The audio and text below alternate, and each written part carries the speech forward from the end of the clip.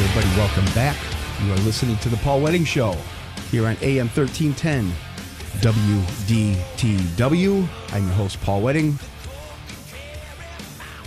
Calling in from Los Angeles is Dr. Wendy Schwartz. Dr.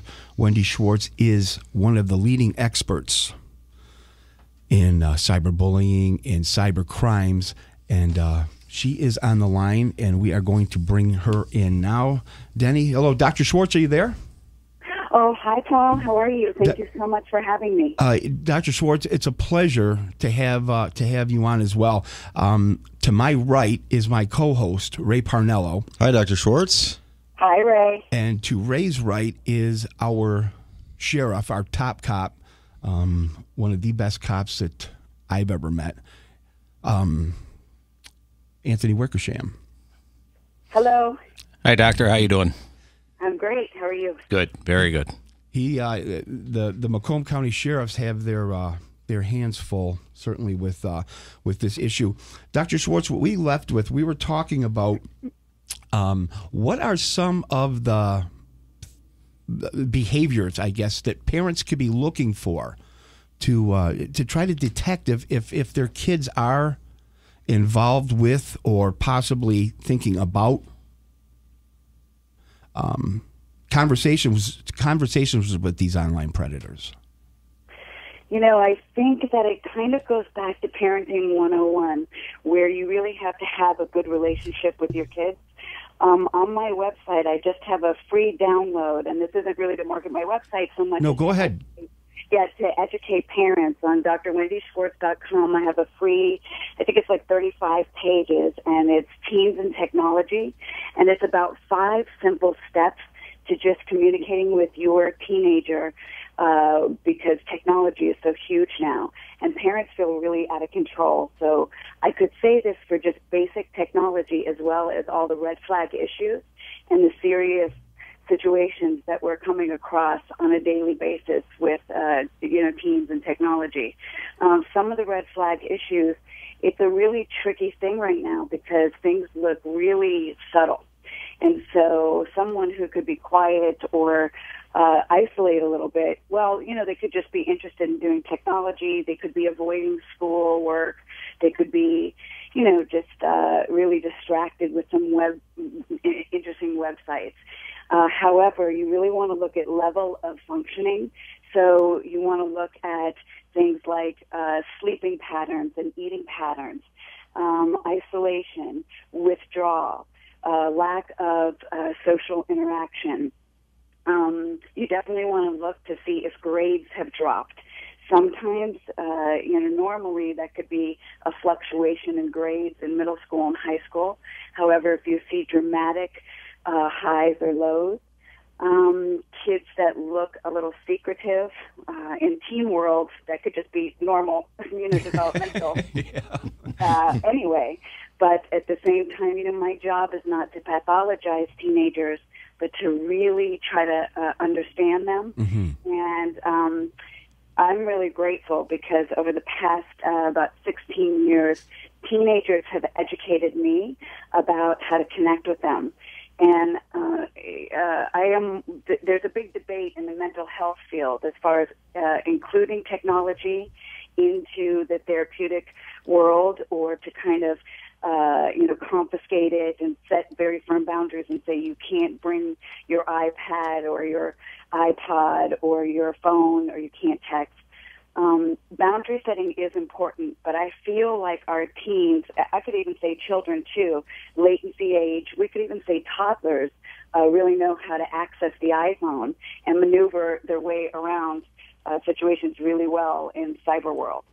So, across all kind of developmental stages, I think that, in my ebook, I talk a lot just about the 5 steps of communicating with your child by observing them, educating them, setting rules and expectations, and really monitoring them, but observing them in an open way where they can educate us about, where they go in the cyber world. And you really want to look for their values, their morals, or ethics, not only what you teach them, but like how are they walking their talk. You have some kids that can stick up for themselves and some kids that cannot. And so you want to be aware of the red flag issues. But also, our main problem is that kids are not speaking up. They're not asserting themselves. They don't even know if they have a choice in that. So they're very shut down and they're quiet. And then they kind of, spend their day going to school, being very quiet or isolating, and then coming home and jumping into cyberspace. And even if I call it the vortex, where kids are really lost in it. And I think even if they're being bullied or harassed or there's inappropriate behavior going on, they go to websites that they shouldn't be going to or that they accidentally stumble upon, they're not speaking up.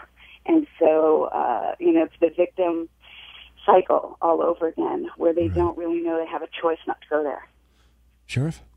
Well, and that is exactly correct is what Dr. Schwartz said. And, people ask our investigators, what are the signs? How can I tell if my child, is a possible victim or is potentially going to be a victim and has some type of relationship with somebody that they shouldn't have? And again, we, through our investigators, we send out some tips, and some of them are spending a lot of time on the computer, and especially at night. When they should maybe be doing homework or should be, preparing to go to bed, they're on that computer. Search the computer, see the sites that they've been at, see is there pornography on your, in your child's computer. Those are some of the red flags that start popping up. And again, your child becomes withdrawn, that the doctor spoke about. There's some indicators, but, it's going to, as a parent, you're going to have to ask a lot more questions and get involved. Yeah, in this day and age, the parents obviously are the first line of defense against child internet victimization. The challenge, however, is the children are the digital natives, and the parents are the digital immigrants. And I a lot of these parents grew up, obviously they grew up with no computers, but these kids know a lot more about computers than they do. And to keep it simple, I think the parents just need to keep an eye on them at all times. Right. And gentlemen, that's so interesting that you say that, because I think no matter how active you are as a parent, definitely there's active parenting and passive parenting. But no matter what, parents I work closely with all say no matter how much they watch their child, teenagers, on the other hand, will tell me they go underground. So for one Facebook that they have, they actually went back a few years ago. They said, "Oh yeah, Wendy, we have just one more Facebook my parents don't know about." Wow. Nowadays, it's 3 Facebooks. They have 3 dummy Facebooks and then 1 real one. So they add parents, they block parents. They'll the Facebook generation, is now translated. The average kid has about 3 or 4 different accounts, and a lot of those accounts parents don't know about. And I always teach parents about what's called a technology audit. And I made that up because I feel like at any time, parents who have open communication or are teaching open communication at any time should be able to, in a perfect world, pick up a cell phone or look through your website, look through your iPad, and just have the kids kind of educate you a little bit. Now, obviously in the teenage world, secrecy again, private, independent, they want to separate and individuate, and that's really healthy, and we need to respect that and help them. However, they're still minors, especially, where we have to teach them that, as adults, we still need to monitor and make sure and look out for their best interests. Right. And it's a tricky thing, One of the things that, in matter of fact, that's what you were talking about too, Sheriff Wickersham, was parents needing to be open because these kids will go to the library. Right. Again, let's face it. And the message to the parents are, if your child wants to have a Facebook account, they're going to have a Facebook account. Right. So we always suggest that, start that trust with your child, and allow them to have that Facebook Facebook page, but set the parameters. Set it on your terms. Have them set that up. Make sure you have the password. Make sure that they friend you, and just let your child know. You're going to have trust in them, but you're going to monitor it, and it's not for spying on them. It's to protect them. Now, I was speaking. I'm sorry, Doctor. I was speaking at in a lecture in Livonia not too long ago, and I was talking to a couple of parents after my speaking engagement ended, and they were telling me about their 14-year-old daughter. They said that this child's very polite. She's well-mannered. She does her schoolwork and so on. But what they noticed was she was becoming argumentative and those types of things with them, and they couldn't figure out why. What they did discover, I don't know how much longer it was their daughter was chatting with an online predator. Is this something that predators will do with their intended victims to try to put a wedge between the intended victim and their family? It's really common, unfortunately. There's a lot of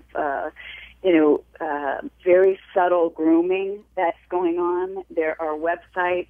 I think about who's at risk, and it could be it really doesn't matter. In the 16, 17 years I've been working with kids and teens across all socioeconomic and multicultural levels, it doesn't matter. I think teaching good self-esteem and open communication, again, it kind of goes back to parenting 101. Mm-hmm. But the false the subtle grooming, I think, is what I'm taken away from.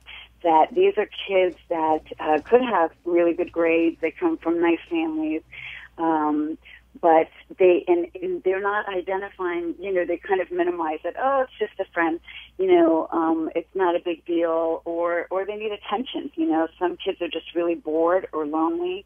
And then, we have the mental health issues like anxiety, depression, or, the big diagnosis in the mental health field right now is autism or Asperger's. Right. So part of that is misreading social cues. So you have a kid who is lonely and isolates and can't really make friends due to social cues, and then here's this nice, friendly person, and now he's your best friend. And, there's money that is exchanged, mm-hmm. which is really scary. There are gifts that are involved, and it's things that parents wouldn't even guess is going on with your own child. Okay, thank you, Doctor. Okay, we're going to go to a break. When we come back from the break, Ray has a question here for Sheriff Wickersham. So on the other side, more with Sheriff Wickersham, more with Dr. Schwartz. You're listening to The Paul Wedding Show on AM 1310 WDTW. We'll be right back.